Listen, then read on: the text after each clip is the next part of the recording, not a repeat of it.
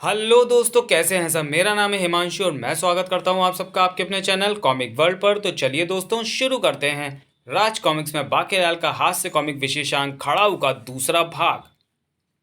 स्यापा ने लगाया अठास। आखिर आ गया तेरा शैतान छोकरा भी हमारे शिकंजे में। स्यापा और उसके सर्प सैनिकों ने रानी व मोहक सिंह को बेहोश करके कंधों पर डाला और ले चलो इन्हें कच्चा बाम्बी में।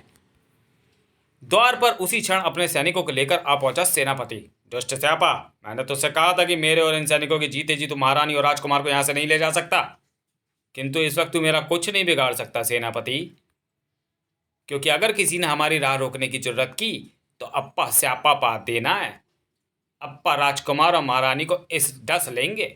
नहीं, ऐसा मत करना सैनिकों, इनको जाने दो। खामखा हम भी पिटेंगे और महारानी जी व राजकुमार मोहन सिंह की भी जान से जाएंगे। ये तूने समझदारी का काम किया सेनापति, वरना हम तुम्हें अपने विष से मोम का बना देते। अच्छा हुआ महाराज और बाकेलाल अभी तक शिकार का उद्घाटन करके लौटे नहीं, अन्यथा स्यापा महाराज को भी अपने साथ घसीट ले जाता, क्योंकि उठा तो पाता नहीं। बाकेलाल का काम अभी खत्म नहीं हुआ था। यह कच्चाधारी सांप बाम्बिया तोड़े जाने पर भी बाहर आकर मुच्चड़ बनूस को डसकर राज सिंहासन तक पहुंचने का मेरा रास्ता साफ क्यों नहीं कर रहे। तड़ाक! बाम्बिया तोड़ते वक्त ठटक गए और आंखें आश्चर्य से फट गईं। और ये क्या सर्पमानव! इच्छाधारी सबको बाम्बी से बाहर आते देख बाकेलाल की बातचीत तो प्रसन्नता से खिली गई। वो मारा पापड़ वाले को, देर आज दुरुस्त आए। हाँ, अब खैर नहीं मुच्छड़ की, कटा प्याज बाहर निकाल लूं, इसका रस आंखों में डालकर रोने का अभिनय करते हुए तो मुझे वापस महल जाना है। राजा विक्रम सिंह को तो अभी भी ठगा सा खड़ा था। कौन हो तुम? बाम्बी का रक्षक खसमानू खाना। तूने बाम्बिया तोड़कर जो गुनाह किया है उसी का दंड दिलाने के लिए अब मैं तुझे बाम्बी में ले जाऊंगा। सर्प मानव खसमानू खाना विक्रम सिंह पर झपटा और उसे बाम्बी में खींच ले गया। बाकेलाल मुझे बचाओ! अब तुझे कोई माई का लाल नहीं बचा सकता, चाहे वो कोई बाकेलाल ही क्यों ना हो।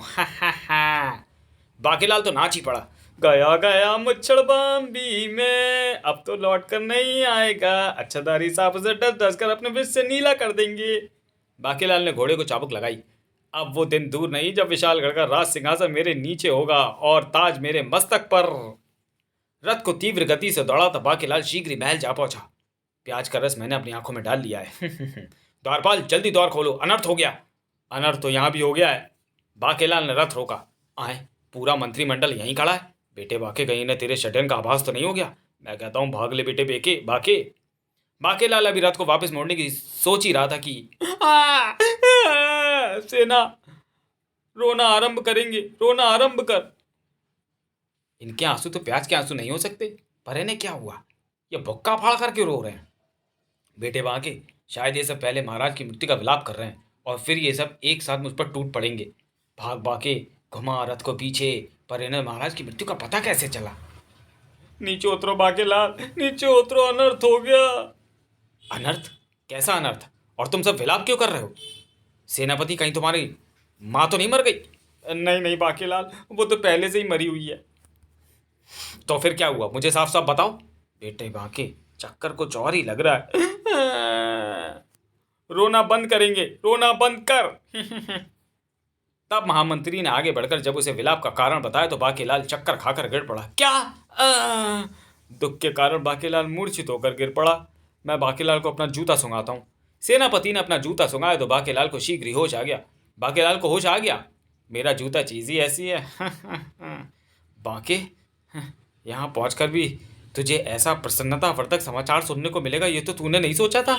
इसी खुशी में तो तुझे चक्कर आ गया था। चलो, अब तो वारिस भी नहीं रहा, तेरा राजा बनना पक्का है। बाकेलाल, इस समाचार से सारा महल शोकग्रस्त हो गया है। हम सब यहाँ पर खड़े तुम्हारे रथ के लौटने की प्रतीक्षा कर रहे थे। सब लोग रोना जारी रखो। अगर मुझे पता होता सेनापति कि मेरे जाने के बाद पीछे से महल पर यह विपदा आने वाली है तो मैं कभी ना जाता। वो तो ठीक है बाकेलाल, परंतु तुम्हारी आंखों से प्याज की बदबू क्यों आ रही है? बाकेलाल, रथ में महाराज तो कहीं दिखाई नहीं पड़ रहे। ठीक से देखिए महामंत्री जी, महाराज कोई छुपने की जगह थोड़ी है। ओह, यहाँ से तो सिर्फ ये छिले हुए प्याज ही मिले हैं। सब लोग रोना बंद करेंगे, रोना बंद कर। बाकेलाल, महाराज कहाँ हैं? कुछ मत पूछिए महामंत्री जी, कुछ मत पूछिए। शिकार घाह का उद्घाटन होते ही पता नहीं कहां से वहां पर एक साथ मानव आया और महाराज को मेरे देखते ही बाम्बी में खींच ले गया। क्या? हम तो सोच रहे थे कि महाराज महल में अनुपस्थित होने के कारण बच गए, परंतु महाराज भी गए। अब महाराज के लिए भी रोना पड़ेगा। फिर से रोना शुरू करेंगे। रोना शुरू कर। अब राज सिंहासन पर कौन बैठेगा? खामोश, चुप करो। हम रोते ही रहेंगे तो फिर इस संकट का हल कौन निकालेगा? अब राज सिंहासन पर कौन बैठेगा? मैं, और कौन? बाकीलाल, मैंने तय किया है कि जब तक इस पूरी घटना का रहस्य पता न चल जाए तब तक राज सिंहासन पर कोई भी नहीं बैठेगा, क्योंकि महाराज सपरिवार गायब हैं और कहीं से भी उनकी मृत्यु होने की पुष्टि या ऐसा कोई प्रमाण किसी को नहीं मिला है। किंतु वो सब महाराज को बाम्बी से जिंदा कैसे बचकर आने देगा? अगर मेरे पास उन सर्व मानवों से निपटने की कोई तिलिस्मी शक्ति होती तो मैं भी महाराज के पीछे पीछे ही बाम्बी में कूद पड़ता और महाराज को छुड़ा कर ले आता। बाकीलाल, उन विचित्र सर्पों द्वारा महारानी व राजकुमार के हरण की घटना के तुरंत बाद ही मैंने राजगुरु से संपर्क साधा, और जब मैंने उन्हें इस संकट के विषय में बताया तो उन्होंने इसके निवारण के लिए तुरंत ही मार्ग ढूंढना आरंभ भी कर दिया। मैंने मार्ग ढूंढ लिया महामंत्री जी, और मुझे महाराज के हरण की सूचना भी मिल चुकी है। राजगुरु आ गए। दोनों घटनाओं के लिए सर्वमानव दोषी हैं, इसलिए मैंने सुंदर मुंद्रीय नामक वृक्ष की शाखाओं से ये भंगड़ा बीन बनाई है। इसकी तान सुनकर सांप तो सांप, मानव भी ढिस ढिस लका लका करने लगेंगे, यानी भंगड़ा।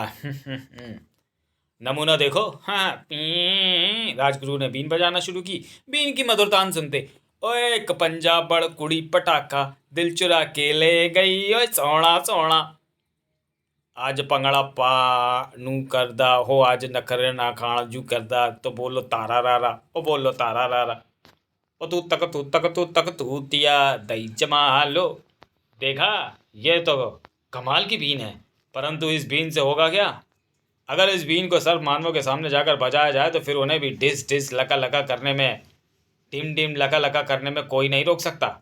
इस प्रकार जब सब भंगड़ा कर रहे हो तो राज परिवार के कानों में रुई ठूसकर उन्हें सब लोग से बचाकर वापस लाया जा सकता है। यह काम तो सेनापति बड़े आराम से कर सकता है। क्यों सेनापति?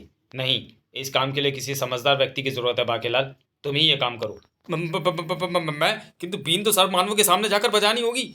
सर्व मानव बाम्बी के सामने जाकर बजानी होगी। वो बाहर नहीं आएंगे बाकीलाल, बल्कि तुम्हें अंदर जाना होगा।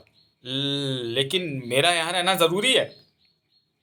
महाराज ने बाम्बी में जाते आते ये कहा भी था कि बाकी जब तक मैं लौट कर ना आऊं, राज सिंहासन में विशालगढ़ की जिम्मेदारी तेरी है। मैं उनका आदेश मानूं या आपका मैं नहीं जाना। बाकीलाल, महाराज को सही सलामत वापस लाने की जिम्मेदारी भी तो तुम्हारी ही थी, तुम्हें जाना ही होगा। मैं नहीं जाना। सेनापति, मैं समझ गया महामंत्री जी। सैनिकों, पकड़ लो बाकीलाल जी को। सैनिकों ने बाकीलाल को उठा लिया। नहीं, मैं नहीं जाना। ठहरो, भंगड़ा बीन तो बाकीलाल के गले में डाल दो। ले जाओ बाकीलाल जी को और सबसे बड़ी बाम्बी में फेंक दो शीघ्र ही। बाकीलाल, जल्दी से बताओ कि महाराज को तुमने कौन सी वाली बाम्बी में फेंका था, मेरा मतलब जाते देखा था। मुझे नहीं पता। तो फिर बाकीलाल को किसी भी बाम्बी में फेंक दो। मैंने महाराज को उस वाली बाम्बी में जाते देखा था। बाकीलाल को इसी बाम्बी में फेंक दो। अच्छा बाकीलाल, अब तो बता दो कि तुम्हारी आंखों से प्याज की बदबू क्यों आ रही थी? नहीं, मैं नहीं जाना। बाकीलाल बाम्बी में फिसलता चला गया। सेनापति के बच्चे, तुझे देख लूंगा। लेकिन फिलहाल तो अच्छाधारी सर विक्रम सिंह को देख रहे थे। हिस फुस, दुष्ट मानव, बता तूने हमारी बाम्बियां क्यों तोड़ी? मुझे ये नहीं पता था कि वो बाम्बियां हैं, पर तुम कौन हो? इस वक्त तुम अच्छाधारी सर्पों के बाम्बी लोक में हो और मैं हूं यहाँ का राजा अवशेष नाग। महाराज, मुझे तो यह कच्छाधारियों का गुप्तचर लगता है। यह बाम्बिया तोड़कर कच्छाधारियों के लिए प्रवेश का मार्ग बना रहा होगा। मैं कोई गुप्तचर नहीं हूँ। मैं उस विशालगढ़ का राजा विक्रम सिंह हूँ, जिसकी जमीन के नीचे तुम्हारा लोक है, और हम हर बात के साथ ही अवश्य करते हैं। हमारी ही तो पूरे विशालगढ़ में प्रसिद्ध है। अगर मैं सर्प होता तो हिस्स फुस्स करता। क्या? राजा विक्रम सिंह का परिचय पाकर राजा अवशेष सिंह नाक चौंक पड़ा। क्या तुम राजा विक्रम सिंह हो? विशालगढ़ में जाकर पता कर लो। मेरी मूछों और मेरे वजन का दूसरा कोई भी नहीं है विशालगढ़ में। अगर तुम राजा विक्रम सिंह हो तो फिर तो बिल्कुल ठीक जगह पर आ पहुंचे हो। क्या मतलब? हमें हमारे गुप्तचरों ने यह सूचना दी थी कि हमारे दुश्मन कच्छाधारी सर्व विशालगढ़ के राज परिवार को खड़ाऊ करके उसका अक्कड़ बक्कड़ बम्बेबो करने वाले हैं। खड़ाऊ, अक्कड़ बक्कड़, बम्बेबो, ये क्या होता है? खड़ाऊ का अर्थ होता है तुम्हारा अपहरण। और अक्कड़ बक्कड़ बम्बे बो का अर्थ होता है तुम्हारी बलि। पर क्यों कच्छाधारी हमारी अक्कड़ बक्कड़ बम्बे बो क्यों करना चाहते हैं? उसके लिए तुम्हें अपनी पूरी कहानी सुनानी जरूरी है। पर ठहरो, पहले मैं तुम्हें इस कैद से स्वतंत्र कर दूं। इस कैद से तो मैं जब चाहे स्वतंत्र हो सकता हूँ। ये देखो। आखिर पहाड़ जैसा शरीर किस काम का है? विक्रम सिंह के बंधन भी खोल दिए गए। तब सर्व सैनिक, महाराज के बैठने के लिए मूड़ा लाओ। नहीं, मैं ऐसे ही ठीक हूँ। तुम कहानी सुनाना शुरू करो। सॉरी। अरे वाह, ये कोई बात है कि मैं बैठा रहूँ और तुम खड़े रहो? बैठो। उफ, मैं तो पहले ही कह रहा था कि मैं ऐसे ही ठीक हूँ। काक! बाम्बी लोक में इससे मजबूत मूड़ा नहीं है। तो फिर ठीक है, दोनों आलती पालती मारकर बैठेंगे। अब कहानी सुनाओ। तब राजा अवशेष नाग ने कहानी सुनानी आरंभ की। मेरे पिता सरसों साग को रानी मक्की की रोटी से विवाह के 50 वर्ष बाद भी कोई संतान न हुई। ऐ की स्यापा पै गया महाराज, एक मुंडा ते होना चाहिए दासी। फुस। रानी मक्की दी रोटी। मेरी माता श्री ये कहते कहते स्वर्ग से दार गई कि जब तक तू अपने सिर पर छछूंदर का तेल लगाना छोड़कर देसी की पंजाब दानी लगाएगी तब तक मुंडा नहीं हो सकता है। पर तूने अपनी सास का एक भी कहना नहीं माना, इसलिए आज तक तू संतान को तरस रही है। फुस। तब एक दिन मैं उन्हें राज्य की कचरा पेटी अर्थात अवशेषों पर पड़ा मिल गया। आज से यही हमारा पुत्र है, हम इसका नाम अवशेष नाग रखेंगे। मुझे राज्य का उत्तराधिकारी घोषित कर दिया गया। मेरे बाद मेरे अवशेष ही बाम्बी लोक का उत्तराधिकारी होगा। पर तभी माता श्री को भी पता नहीं क्या सूझी कि उन्होंने सिर पर छछूंदर का तेल लगाना बंद करके देसी की पंजाब का थोप लिया। ओए रानी, तू की कितना? महाराज, मुझे मत रोको, मेरा सारा प्रेम जाग गया है। सॉरी, मेरा सास प्रेम जाग गया है। इसी के साथ माता श्री ने एक पुत्र को जन्म दिया जिसका नाम रखा गया शुद्ध नाग। हम दोनों बड़े हो गए तो एक दिन पंगा पै गया। पिताश्री का देहांत हो गया। हाय पिताश्री! हड़प्पा देखी हो। फुस। पिताश्री की अंत्येष्टि के बाद अब एक और पंगा पै गया। राज सिंहासन पर मैं बैठूंगा। अबे जा जा कचरा पेटी, सिंहासन मेरा है, झगड़ा मत करो बच्चों। माता श्री ने मेरा पक्ष लिया। पुत्र शुद्धनाग बड़ा भाई होने के नाते अवशेषी राज्य का उत्तराधिकारी है, वही सिंहासन पर बैठेगा पुत्र। अगर इसे ही राजा बनाना था तो छछूंदर का तेल ही सिर पर मलती रहती। देसी की पंजाब का क्यों लगाया? ना देसी की लगाती, ना मैं पैदा होता, ना ये पंगा पड़ता। पर अब तो पंगा पे ही गया है, राजा तो मैं ही बनूंगा। दुष्ट, तो फिर निकल जा मेरी बाम्बी से। पर मैं माँ हूं, अन्याय नहीं कर सकती। आज से उत्तर चौड़ी वाली बाम्बियों का राजा तू होगा और इस तरफ की दक्षिणी बाम्बियों का राजा अवशेषनाग। तुम दोनों के राज्यों की पहचान वस्त्राभूषणों से होगी। शुद्धनाग, तेरे राज्य में सब कच्छा धारण करेंगे और कहलाएंगे कच्छाधारी, जबकि अवशेष नाग के नाग कहलाएंगे अच्छाधारी। फुस। ये फैसला करके माताश्री भी चल बसी। बस महाराज, तब से कच्छाधारी सर्वशुद्ध नाग अपने सैनिकों के साथ मेरे राज्य पर अधिकार करने की फिराक में रहता है। कुछ दिनों पूर्व उसे एक ऋषि घर फूंक तमाशाचार्य ने बताया कि अगर वो इस पूर्णिमा की रात्रि विशालगढ़ के राज परिवार की बलि दे दे तो उसे एक ऐसी शक्ति प्राप्त होगी जिससे वो संपूर्ण बाम्बी लोक का स्वामी बन जाएगा। मेरे गुप्तचरों की सूचना के मुताबिक वो आज ही ये कार्य करने वाला है, क्योंकि कल पूर्णिमा है। किंतु अब मैं निश्चिंत हूं क्योंकि राज परिवार का मुखिया तो मेरे सामने बैठा है। किंतु तुमने मुझे तो दुविधा में डाल दिया।